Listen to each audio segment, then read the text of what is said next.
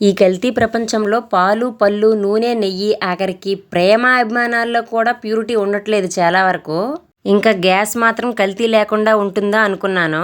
అసలు విషయం ఏంటంటే ఈ మధ్య గ్యాస్ స్టవ్ మీద ఏం వండినా గిన్నెలన్నీ మసిలాగా పట్టేస్తున్నాయి.